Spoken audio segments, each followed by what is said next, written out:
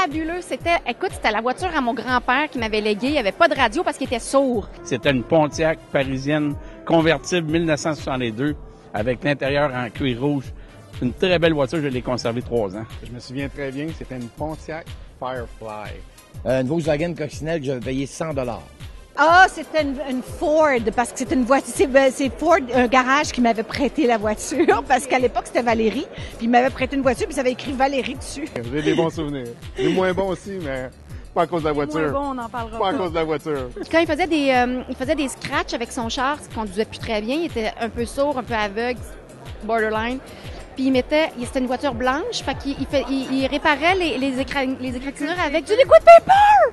Et j'ai roulé 6 mois avec, sans dire à mon père que j'avais acheté ça. 6 mois de temps, pas de plaque, pas d'assurance. Dans ce temps-là, ça me coûtait à peu près 2 piastres, 3 piastres pour remplir le fer, le plein. C'est une Volvo 240 1985 que j'avais payé 3000 piastres, que j'ai mis 3000 piastres de réparation dessus en dedans de 6 mois. Première automobile, ça a été une Honda pendant une couple d'années. Après ça, on est tombé dans l'américaine, pas trop longtemps.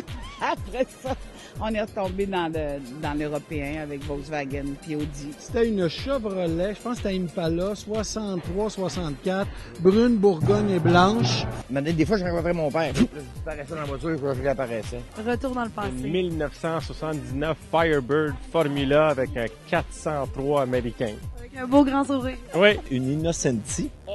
La première fois que j'ai pris une voiture, que j'ai conduit pour vrai, c'était une grosse tempête de neige comme aujourd'hui. Puis j'avais monté une côte, j'étais donc contente. Et elle prenait plus d'huile que d'essence. Parce qu'après ça, j'ai acheté une Trans Am, après ça une Camaro, après une autre Camaro. C'était vraiment le Gino Camaro. Et je pense que j'avais la plus petite voiture de tout Sorel au complet. Puis je l'ai revendu 3000 piastres 6 mois plus tard. Fait que ça a été une perte nette de 3000 piastres.